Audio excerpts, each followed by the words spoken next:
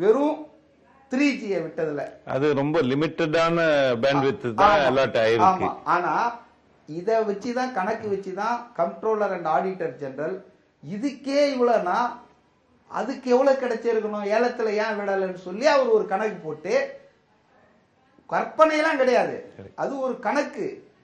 1,71,000 கோடி 1,71,000 கோடி 645 இந்த அளவுக்கு வந்து பண வருவாய் வந்து இழப்பு ஏற்பட்டிருக்குது அப்படின்னு சொல்றாரு.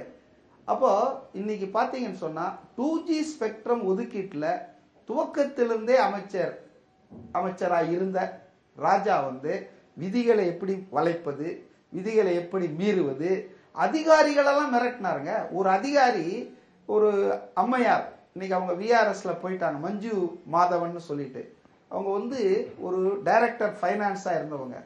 அவங்க வந்து நோட் எழுதி வச்சாங்க, இது மாதிரிலாம் செய்யக்கூடாதுங்க, இது தப்பு அப்படின்னு.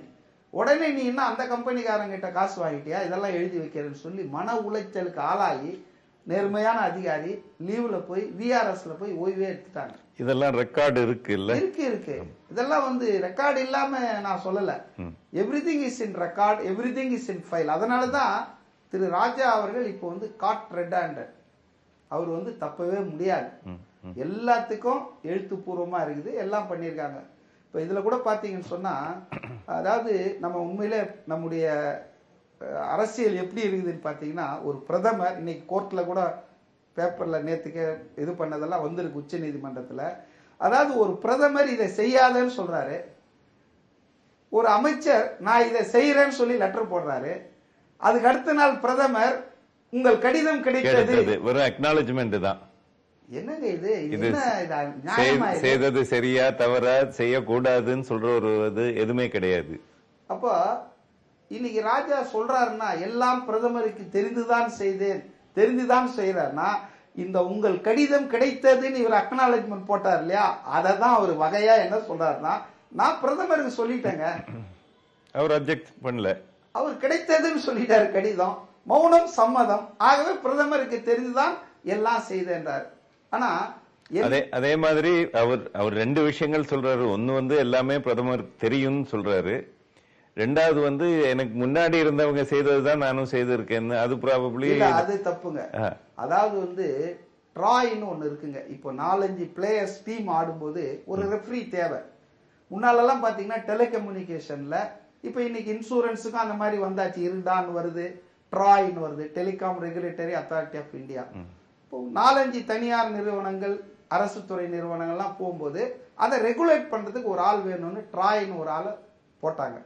அப்ப அந்த ட்ராய் சில வழிமுறைகள்லாம் சொல்லியிருக்கீங்க, எல்லா வழிமுறைகளையும் மீறி இருக்காங்க. ட்ராய் அத்தாரிட்டி, ரெகுலேட்டரி அத்தாரிட்டின்னு சொல்றது அது என்ன, ஒரு காம்பினேஷன் ஆஃப் பீப்புள், அபிஷியல்ஸ்? அது இல்ல, அது ஜுடிஷியல் பவர் இருக்கு. 3-4 பர்சன்ஸ் நீங்க ஜட்ஜா இருந்தா, ex judge, former judge, retired judge, ஒரு டெக்னிக்கல் பர்சன், ஒரு சிவில் சர்வெண்ட், ஐஏஎஸ் மாதிரி ஒரு 3-4 பேர் இருக்கிறது. ஒரு ரஃப்பான ஒரு இது எடுக்கிறதா இருந்தா பிரஸ் கவுன்சில் அந்த மாதிரியான ஒரு அமைப்பு.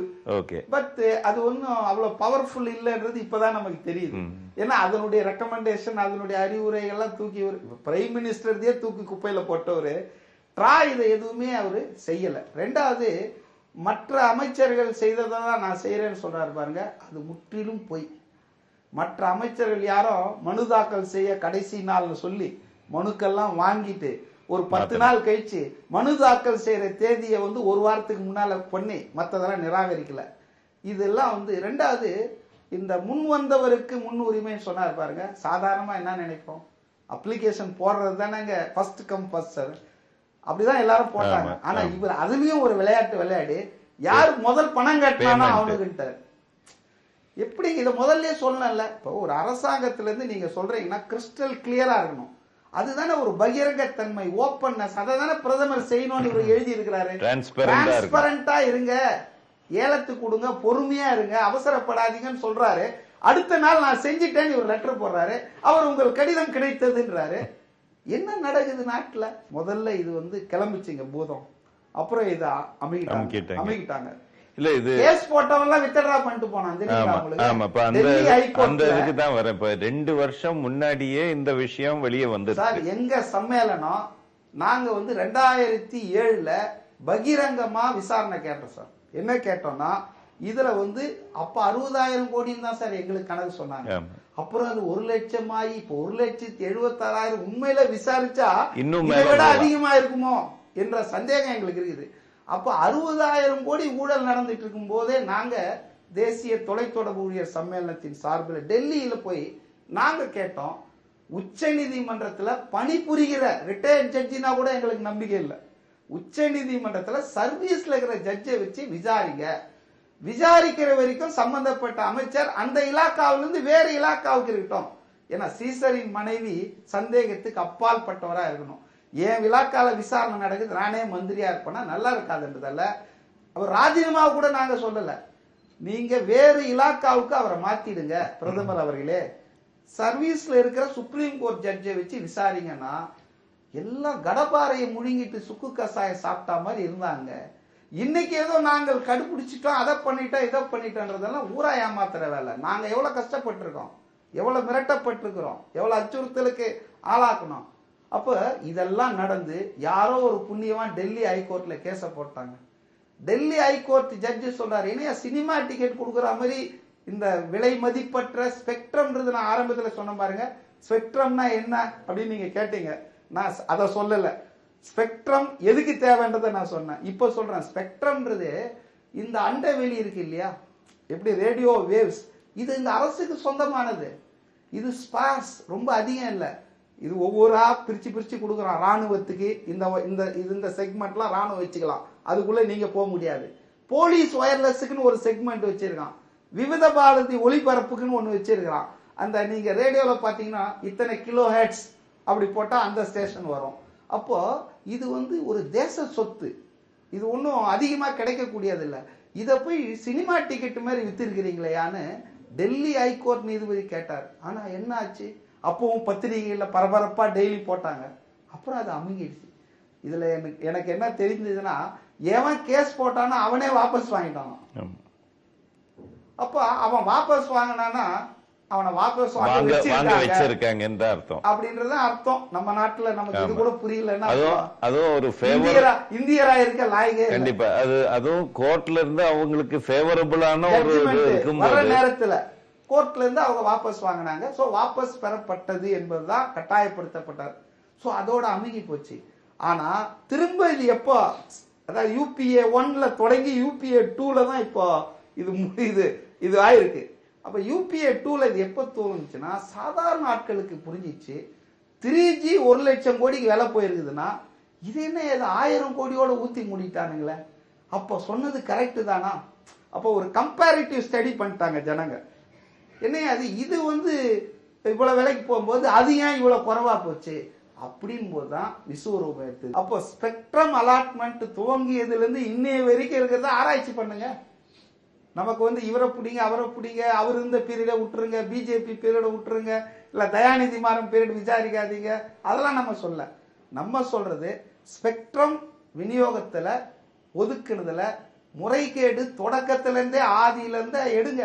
நம்ம ஒன்னும் யாருக்காகவும் நம்ம வாதம். இன்னொரு வேடிக்கை என்னன்னா, பிஜேபி மாதிரி காங்கிரஸ் வந்திருக்கலாம், அதெல்லாம் நடந்தாலும் திமுக 2 இதுலயும் இருந்திருக்கு. ஐயோ அது ஒரு பெரிய இதுங்க. அதான் 25 வருஷமா ஒரு கட்சி பிஜேபி வந்தாலும் மந்திரியா இருக்காங்க, காங்கிரஸ் வந்தாலும் மந்திரியா இருக்காங்க, 3வது அணி வந்தாலும் 4வது அணி வந்தாலும் மந்திரியா இருக்காங்கன்னா இது மாதிரி ஒரு கொள்கை பிடித்த கட்சியை நாங்க உண்மையிலே நான் பார்த்தது இல்லைங்க. குறைஞ்சபட்சம் காங்கிரஸ்ல கூட்டணியில இருக்கிறவன் எதிர்கட்சி வந்தா கூட்டணியில இருக்க மாட்டான்.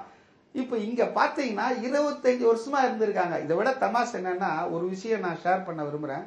UPA 1 முடிஞ்சு அதுலதான் இந்த சிக்கல்லாம் வந்ததுங்க. இந்த ஸ்பெக்ட்ரம் தொடங்கினதே மே 2007. அப்போ வந்துட்டு அமைச்சரா வந்துட்டார் திரு ராஜா அவர்கள், அமைச்சரா வந்துட்டாரு. கொஞ்சம் புகார்லாம் கிளம்பிடுச்சு. ஸோ 2வது UPA 2 அமைக்கும் போது அப்போ கொஞ்சம் உண்மையிலே நாட்டின் பிரதமராக இருந்த மன்மோகன் சிங்க்கு கொஞ்சம் தயக்கம் இருந்ததுங்க.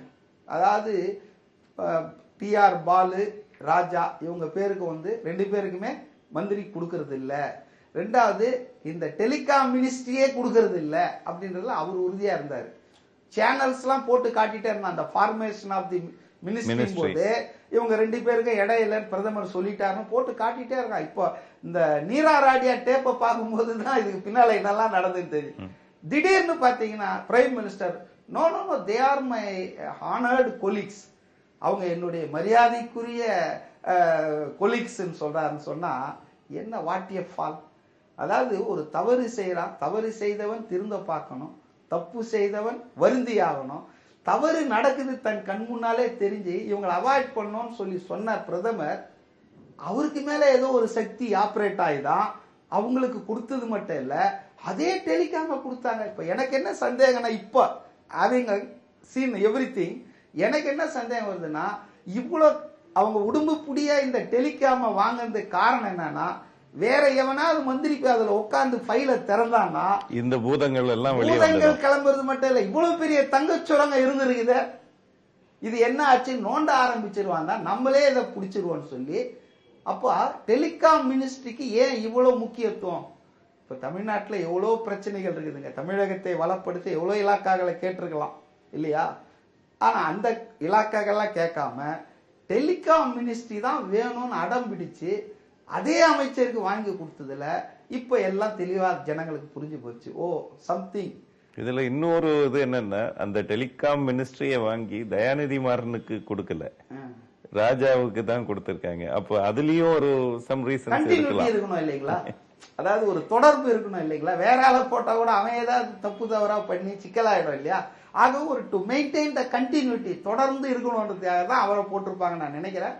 பட் என்ன பொறுத்தவரையில இதுல பிஎஸ்என்எல் நிறுவனமும் ஒரு வகையில பாதிக்கப்பட்டிருக்குது. இப்ப நாங்க எப்படி இன்வால்வ்டுனா, நாங்க அரசியல் அது இதெல்லாம் நாங்க வர விரும்பல. எங்க நிறுவனம் ராஜா அவர்கள் ஒரு 6 வருஷம் எங்களுக்கு மினிஸ்டரா இருந்திருக்காரு.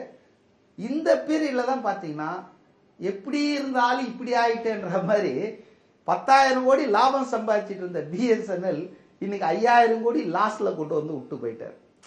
அதுக்கு என்ன காரணம்? அதாவது தனியார் நிறுவனங்களுக்கு துணை போனது, திட்டமிட்டு. அது தமிழ்ல ஒரு பழமொழி சொல்றாங்க, இப்ப பிஎஸ்என்எல் இந்த 2G இது அலோகேஷன் இருக்கிற நிர்வாகம் தானே. 2Gயும் வாங்கிட்டோம், 3Gயும் வாங்கிட்டோம். எங்க கிட்ட இருந்து எங்க பையில இருந்ததா 18,500 கோடி ரூபாய் புடிங்கிட்டாங்க.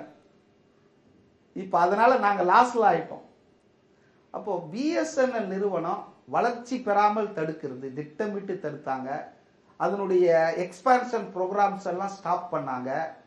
தனியார் நிறுவனங்கள், இப்ப தமிழ்நாட்டில் நான் அடிக்கடி சொல்லுவேன், ஊராம் பிள்ளையை ஊட்டி வளர்த்தா தன் பிள்ளை தானா வளரும்ன்ற மாதிரி தனியார் கம்பெனி எல்லாம் நல்லா தட்டி கொடுத்து வளர்த்துட்டு தான் தலைமை தாங்குற ஒரு அரசு துறை நிறுவனம் மக்கள் வரி பணத்துல நடக்கிற பிஎஸ்என்எல் இன்னைக்கு சாகடிச்சிட்டாங்க. இப்ப நாங்க அதை விட போறது இல்ல, சண்டை போட போறோம், அதை நாங்க எழுத்து நிறுத்துவோம், அதுல ஒன்றும் சந்தேகம். ஆனா the size of this corruption, எவ்வளவு ஒரு ஆணவத்தோடும் எவ்வளவு ஒரு திமிரோடும் பிரதமர் என்ன சொல்றது, லா மினிஸ்டர் என்ன சொல்றது, யாரும் சொல்ல முடியாது. நான் செஞ்சதுதான் செய்வேன்ற அளவுக்கு இப்படி யாரும் செஞ்சதில்லை சார். ரொம்ப நன்றி சார். பாமர மக்களுக்கு புரியும்படி ஒரு குழப்பமான ஒரு சப்ஜெக்டை எடுத்து சொல்லியிருக்கீங்க. ரொம்ப நன்றி.